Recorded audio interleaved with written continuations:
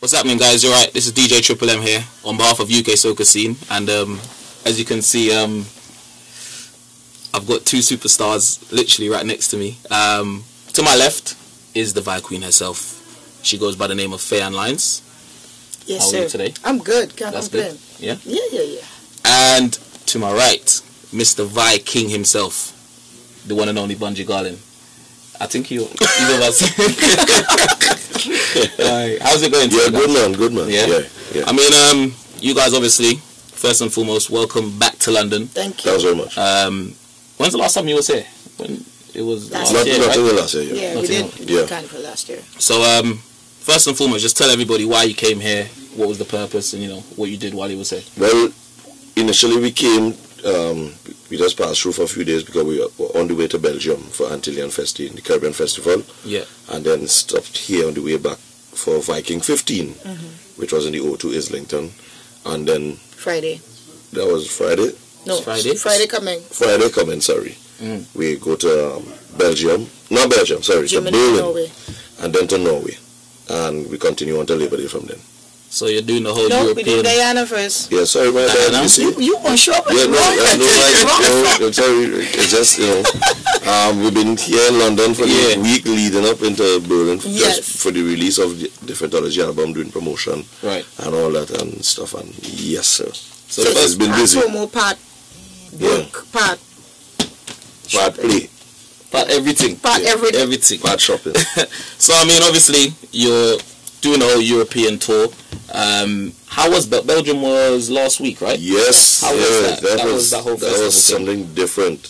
That was that lady over there. See that lady over there? You want to your left. That's what I did. To my left, yeah. It's thank God we have footage to prove, because the way that woman decimated the place, it's something to be seen rather than to be spoken about. Right. It was really something different. It's, of course, the largest Caribbean festival in Belgium. Yeah. With an attendance of somewhere around 37,000 people or something like that. Yeah. Over the 2 days. Right, over the 2 days, right? And it was out of this world. Yeah, it was really good. I know actually a lot of London people, in fact UK people, actually went over there to see you guys perform, and they said, the energy over there was just It was crazy. It was just manic. Yeah. How was obviously ViKing 15? Who was it? Wild Meat Promotions, back on our radio, came together. They did the whole ViKing 15 on Sunday. Once again, a very, very energetic performance from the both of you guys, actually. Fay-Ann, how was it for you, festival? It was good. The Belgium festival was great, and especially the ViKing 15 was awesome, because the event itself was very well organized and structured. Had a nice mix of artists on the bill performing. The crowd certainly came to enjoy performance and to enjoy themselves. In fact, they performed more than us. It was crazy to see how the crowd was carrying on. So, anytime you get that kind of vibe, it's always great. It's always good. Definitely. And what about you, Bunji? How was the whole energy, the whole vibe for you? For the ViKing 15? Yeah, it's not like something I didn't expect, because I know where we are. We in London. London, right? You know, and the respect and the response to soca here is unlike a lot of other places. Yeah. You know, here places I always point and say, London and Toronto, when it comes to soca music, the soca heads don't play with it. They go there and they go hard behind it. So I expected the response. I think I just didn't expect to feel what I felt that night, because of the nature of the event. It was like people feel you crying. No. Sad story. No, just sentimental thing. I just said. But because the event was like a family vibe. Yes. From the people who put together the event, they're like family with me, right? And Faye, and then with Stylo G and them, and Just Now crew, who I work with Savage and Turn Up and all this. Yeah. And the way it all came together is something that I think most artists, if not all, always look for when they go to an event. They like to feel like they're at home. Yes. When they, and feel like they're in a comfortable space, and it doesn't actually feel like work. You know, you're going to work. Yeah. But it feels like something. Fun. Yeah. That's what was that. So the whole performance, the whole atmosphere was more of just like it felt more of like a intimate vibe. Yeah. You know, and rightfully so. And I will, you know, like to have that constantly happen in any performance that I do, and Faye as well. Yeah. And the way, you know, and while the way Faye came and represented, you know, it was almost like, you know, like, hey, relax yourself a little bit. I have this. Go yourself, drink some water. I got you. It was really something. Fay-Ann, you absolutely tore down the crowd. You know that, right? I heard somebody was telling me that on Twitter. Facebook said something. Yeah, I was in the middle of the crowd and I had to go to the back because you was telling people to go left and right. Yes. And I didn't want it to get thrown over, so you know, I had to go and take a back seat. But seriously, the way how you control the crowd at that ViKing 15 event was just, it was unbelievable. Thank you. Serious. All part of trying to do my job. Yeah. You see? First and foremost, we want to congratulate you on obviously the release of the album, Differentology. That's go out there and buy your albums, download the albums, purchase it on iTunes, and Google Play, and Amazon, and everywhere. Just get it. It's on your website? It's on your website? You don't need to be on my website. It's on iTunes already. iTunes, right? Yeah, have to be on iTunes. Seriously, download. Google Play, Amazon is there ready for purchase and download. How does it feel? Obviously, this is now your what album? This will be like my 10th or 11th album. Yeah. How does it feel? The whole Differentology vibe. You know, well, you've done it now. Well, to have an album being put out by a major label, that's one thing in itself. And is one of the things in history that I will check on my paper, like, yeah. One of the things on your bucket list. Check that out already. Have an album released by a major label, tick. Right. So that was done. I think this, well, first of all, before I continue, all them DJs that I've seen online, since the album has been out, worldwide, who've been, you know, buy this album, whether they're from the Caribbean or not from the Caribbean. Right. But to see them, yo, get this album, bam, if you're never into soca before, feel it here now in a different way, get this album, you know, I just see the whole ASAP Mob official retweet, you know, just say, go and get this album, and you know, and this is hip-hop. To have all this happening around a music that we was constantly told by our own people will never go nowhere. The music we doing will never go nowhere, and things like that. And we live to see this day now. There's no telling what we will see in the future where this music is concerned. Yes. Where our artists are concerned. And now with the likes of, you know, the playing field is like this now, where you have soca artists and a group like Major Lazer working together. You know, you have Just Now working with this one. You have this songwriters from here writing for this one. You know, it is all coming together in one big, just, you know, like a plate. It is level, and everything is just working one into the next. Yes. We're in a healthy spot right now. It's just for us to take advantage of it, that's all. You know, it's just, and when I say us, I mean all of us, every single one of us. Yeah. This like is, you said, I mean, soca moment now. Yeah, like you said, the whole release of the album, like, I woke up in the morning and I saw my whole Instagram feed just filled up with reposts of your album cover, and you know what I mean, like, I must say the support you have behind everybody, like you said, not only the soca scene but worldwide. It's unbelievable. It's something that we don't normally see, and as Faye rightfully said, like about a day or two ago, I mean, you know what, Cam, we have a lot to discuss, you know, because we basically have to, you know, now I wouldn't say follow up is not the word I want to use, but we basically have to, you know, like, position ourselves now to move behind this now and move wherever it moves, because it is going to move. Right. One way or the next it is going to move, and you know, sometimes even I myself is guilty of just, you know, like, falling into this space of, I've seen it happen, you know, you're supposed to go into a certain momentum, but like, you just get kind of a bit relaxed. Yeah. You're just watching it happen. When you're really supposed to watch it, observe it, and just beat as you're observing, just keep going with it. Yeah.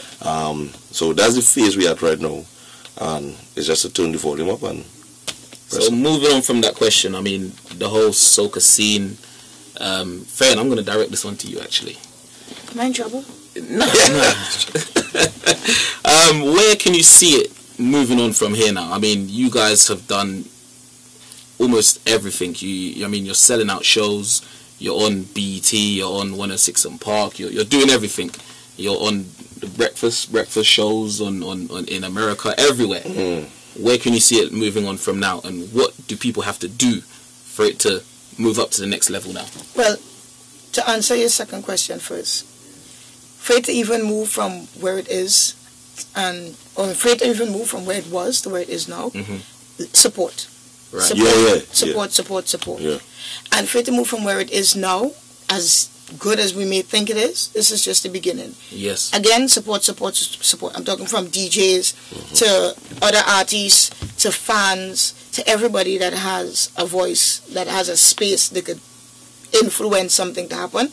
It has to happen, because we've done for the entire year so far, well, up to now, the different mainstream radio stations, and you would not believe the amount of West Indian DJs positions playing hip-hop music, and it's almost like an awakening. They've been waiting for the opportunity to get something, to come out and say, yes, I'm on a hip-hop station playing this or playing pop or playing whatever, but I'm Caribbean and I want to represent my music, and thank you very much for the opportunity to do this.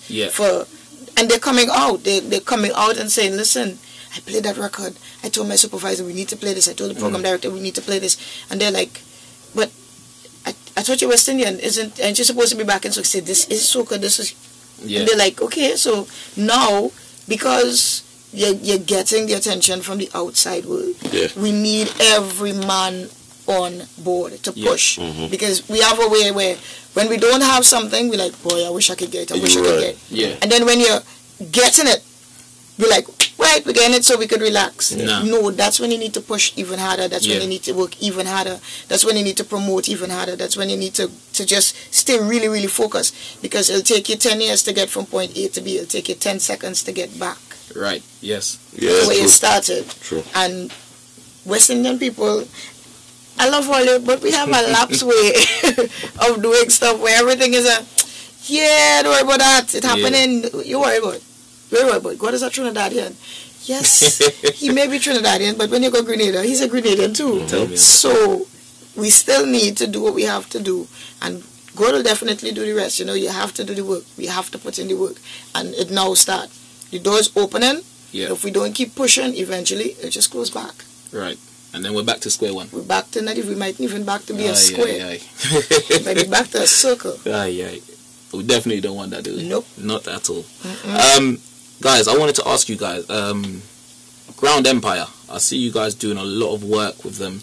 Can you just elaborate on it and just explain to everybody what Ground Empire is, what's your involvement, and what can people do to actually get involved with Ground Empire? Well, it seems by the way you ask about Ground Empire, it seems to me that you think Ground Empire is a total different entity. So I will let Fayann Lyons explain Ground Empire and the movement. Go for it.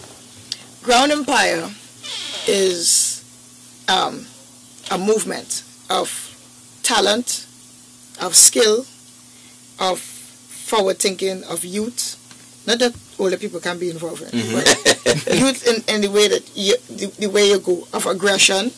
It's not a lazy movement. Nobody that's involved in the movement is lazy. Right. So the aggression is not one of a fighting or violence. It's one of your work ethics. You're very aggressive when it comes to your work, when it comes to getting stuff done, when it comes to meeting your deadlines and doing your things. So Ground Empire was founded on that basis, where like-minded individuals, with respect to being professional and wanting to better the craft and meet other like-minded professionals, entertainment or film or wherever, fall under that umbrella. So that if you're good with photography or you're good with videos, we have artists, younger artists that's coming up that would like to use your talents to get their product out. So it's a exchange, a meeting of the minds. So you're good at something. He's probably a singer. You're probably a writer. He can't write. You could write. You can sing. He could sing. Then what we do is it's under the umbrella. Why?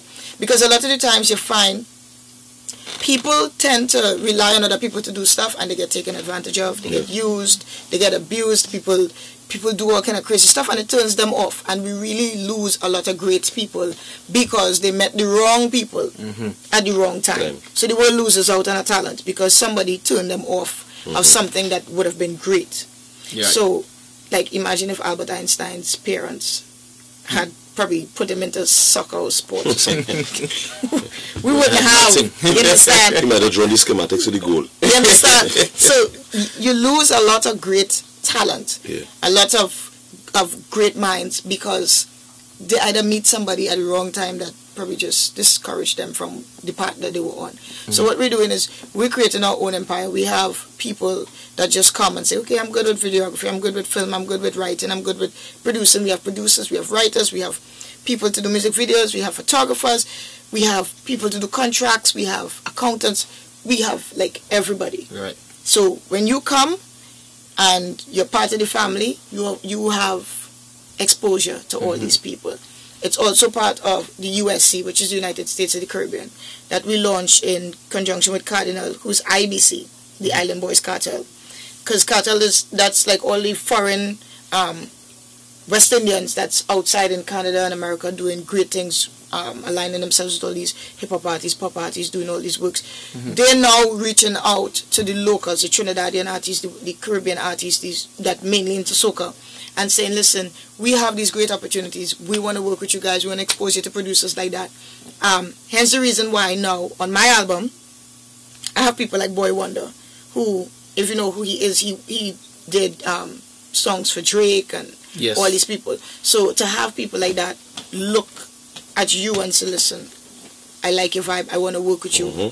That's the whole point of Ground Empire. That's the whole point of USC. Now, Boy Wonder came to Trinidad, enjoyed Carnival, liked himself, and he's a convert. Now he's Trinidadian, you understand? Yes. Now he's Trinidadian, so he's now experimenting with soca. Yeah. So you might hear Drake or somebody on a soca track. A nice little soca beat. Exactly. And that's what we're trying to do. Bring people into your space. Yeah. Show them you. Because a lot of times we hate to show the world who we are until we think we will definitely get the approval. And that's wrong, because, for instance, there have been some shows in the Caribbean, namely in Trinidad, where they were kind of reluctant to put soca artists on it because they had big name hip hop artists on it, because they're like, yeah, but it's not Carnival. And then soca artists come flatten the place and they're like, okay, you know what, we should start including them guys and them on these bills, because they're actually bringing a vibe. They're actually, you know, capable of doing stuff. And then you have people like us who we sing everything: pop, jazz, hip hop, dancehall. You freestyle the crap out of a salsa rhythm, and just make it happen. And that's what you need. So Ground Empire /USC is about uniting the Caribbean and really and truly letting the outside Caribbean artists, the outside Caribbean people, the writers, the people that do stuff, not just in music, because we work with Dr. Rosa's Healing Place, that's for battered women in Canada. She's trying to bring a shelter to Trinidad. These are the things that we're doing under Ground Empire USC, letting the public of the Caribbean know you have great West Indian people that's outside of your country doing fabulous things. And not because they're not popular in the sense of like a musician or artist means that you downplay what they're doing. You have to acknowledge these people, because when they leave their mark as a Trinidadian that did this, or as a Grenadian that did this one, a Bajan that did this, and that's what we need to do. So that's the basis of Ground Empire. So I mean, in a way, more or less, would you say that you're kind of giving back to the community, or kind of, you know what I mean, getting people that would not really, like you said, have access to these kind of things, gain the access that they need to develop themselves, basically. And that's the point of being famous. I think people look at being famous for themselves. You're supposed to be famous because you use your fame for something else. You can't just be famous for being famous. It makes no sense. What's the point of being a celebrity and you don't use your celebrity status to help anybody? Of course. Then absolutely. You're not a celebrity. You're just somebody who just happened to be famous. Yeah. Well, listen. Literally, just let everybody know. Obviously, you're in London right now. Where are you going to be next? I know you got an amount of shows coming up. Miami Carnival? Yeah, we there as well. Right. Labor Day, we there. From here we go after Berlin and Oslo, Norway. We go to Guyana. Then New York. Then to New York City. Then Texas. Then Texas for the bad decent block parties. Then back to New York for Labor Day, and we're on the road for the parade. And everything. And it goes like that.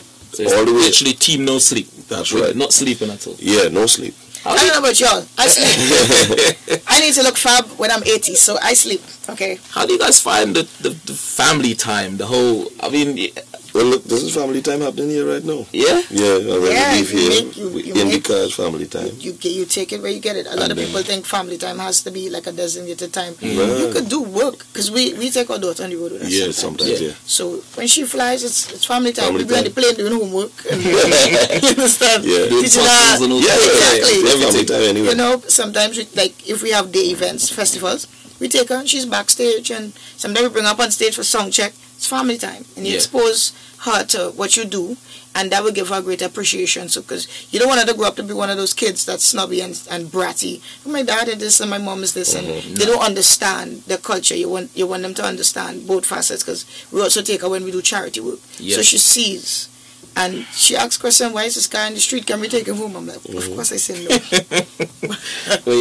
But at least you're teaching her. Exactly. You know what I mean? Everything. That's fantastic. Exactly. But listen, guys, seriously, it's been an absolute pleasure to meet you guys. A little bit star-struck, but you know. Really? I couldn't tell. No? On behalf of UK Soca Scene, we'd like to say, obviously, thank you very much for having us. Thank you for coming back, and we look forward to seeing you guys in the future. Thanks Thank very you much very much for for having us. us.